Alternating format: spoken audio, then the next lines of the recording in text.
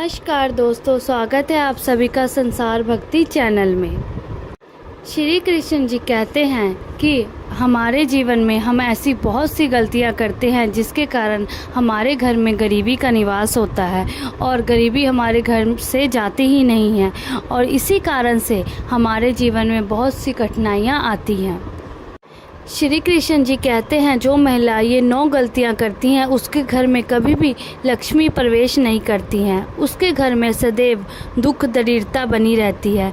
गीता में ऐसा स्पष्ट लिखा हुआ है, स्पष्ट कहा है, जो महिला ऐसी 9 गलतियां करती हैं उनके घर में माँ लक्ष्मी का प्रवेश नहीं होता है और ये भी कहा जाता है कि उनके घर से गरीबी कभी नहीं जाती है। महिला ऐसी 9 गलती करने वाली जो होती है उनके सर पे हमेशा ही विधवा का खतरा मंडराता रहता है। इसलिए जो मेरी माता बहन इस वीडियो को देख रही हैं वो इस 9 गलतियों को ना करें। आज की जो 9 गलतियां हैं वो मैं आपको बताने जा रही हूँ। ये वीडियो आप अंत तक ज़रूर देखिएगा। इन गलतियों पे हर व्यक्ति को हर घर में इन पे ध्यान देना चाहिए। यदि आप इन गलतियों पे अमल करते हैं और अपनी इन गलतियों को सुधारते हैं तो दावा है कि श्री कृष्ण जी आपका साथ कभी नहीं छोड़ेंगे।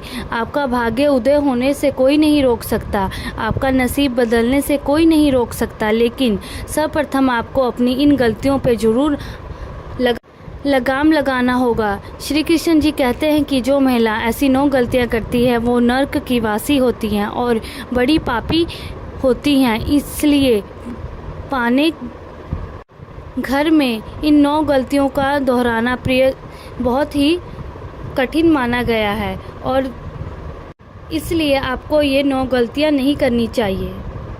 हम तो यही चाहेंगे कि घर में सुख शांति बनी रहे, उनके घर में महालक्ष्मी का आगमन हो, उनका जीवन सुखमय हो। इसलिए हम ये वीडियो आपके लिए लेके आए हैं और आप ये वीडियो अंत तक ज़रूर देखिएगा। श्री कृष्ण जी कहते हैं कि जो महिला ऐसी 9 गलतियां करती है उनके घर में लक्ष्मी का प्रवेश नहीं होता है। अभी तो 9 गलतियां कौन कौन सी हैं इसके बारे में ध्यान से सुनिए और इस पे लगाम भी लगाइए। पहली गलती, जो शादीशुदा सफ़ेद वस्त्र धारण करती हैं, ऐसी महिला के घर में माँ लक्ष्मी का प्रवेश नहीं होता है। एक शादीशुदा महिला को सफ़ेद वस्त्र कभी धारण नहीं करना चाहिए क्योंकि सफ़ेद वस्त्र लक्ष्मी का प्रतीक होता है, विधवा का प्रतीक होता है। श्री कृष्ण जी कहते हैं कि जो शादीशुदा महिला यदि सफ़ेद वस्त्र धारण करती है तो उनके पति के जीवन में अकाल मृत्यु का भय बढ़ जाता है और उस महिला का विधवा होना तय हो जाता है। इसलिए शादीशुदा महिला को सफ़ेद वस्त्र कभी धारण नहीं करना चाहिए। श्री कृष्ण जी कहते हैं जो शादीशुदा महिला हैं वो अपनी मांग में हमेशा सिंदूर डाले रखें। आज के इस मॉडर्न ज़माने में देखते हुए है कि महिलाएं मांग में सिंदूर नहीं डालती है और वो फैशन में पागल हो जाती हैं, इसलिए अपनी मांग में सिंदूर डालना भूल गई हैं। तो श्री कृष्ण जी कहते हैं कि जो महिला अपनी मांग में सिंदूर नहीं डालती हैं ऐसी महिला के घर में लक्ष्मी प्रवेश नहीं करती हैं। जो शादीशुदा महिला हैं वो अपने मांग में सिंदूर जरूर डालें क्योंकि सिंदूर जो है आपके स्वामी का प्रतीक होता है, आपका सुहागिन होने का प्रतीक होता है, आपका सुहाग का प्रतीक होता है। इसलिए शादीशुदा महिलाओं को सिंदूर हमेशा ही अपनी मांग में लगाना चाहिए। श्री कृष्ण जी कहते हैं कि जो महिला अपने पाँव में बिछिया पहनती है वो कभी सोने के ना पहने। जो महिला सोने की बिछिया पहनती है उस घर में माँ लक्ष्मी रूठ के चली जाती है। श्री हरि कृष्ण का और विष्णु जी का निवास होता है, कभी आगमन नहीं होता। भगवान कुबेर भी वहाँ से रूठ के चले जाते हैं, उस घर में दुख दरिद्रता आ जाती है। जो महिला अपने पैरों में सोने की बिछिया पहनती है, सोना जो होता है श्री हरि विष्णु का प्रतीक होता है। श्री हरि विष्णु के प्रतीक को यदि आप अपने पाँव में धारण करेंगे तो माँ लक्ष्मी रूठेगी, उस घर में सदा के लिए लक्ष्मी का प्रवेश बंद हो जाएगा। पाँव में कभी भी भूलकर सोने का जेवर ना पहने। श्री कृष्ण जी कहते हैं कि महिला अपने पाँव में जो बिछिया पहनती है उनमें छुआ सांप, फूल या किसी देवी देवताओं की आकृति वाली बिछिया न पहने, ये भी अशुभ मानी जाती है। इसलिए कहा जाता है कि अपने पाँव में सिर्फ चांदी का ही पहनना चाहिए, सोने का कोई भी चीज़ नहीं पहनना चाहिए।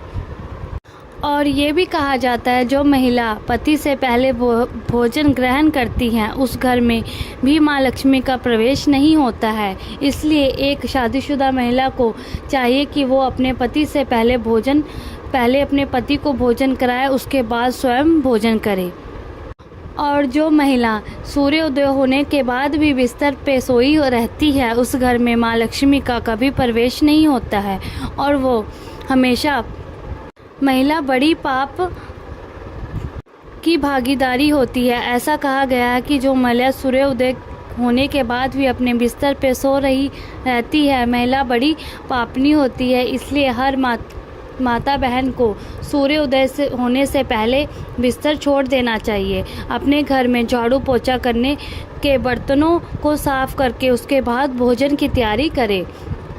श्री कृष्ण जी कहते हैं कि जो महिला अपने हाथों में चूड़ा नहीं पहनती, अपने सुहाग के प्रतीक चूड़ा को नहीं पहनती, ऐसी महिला अपने हाथों में चूड़ा जरूर पहने, क्योंकि चूड़ा ही आपके सुहाग का प्रतीक होता है और आपका सुहाग श्री हरि विष्णु का प्रतीक होता है। और जहाँ श्री हरि विष्णु का प्रतीक होता है वहाँ महालक्ष्मी का आगमन होता है। इसलिए हर किसी को भी चूड़ा जरूर पहनना चाहिए।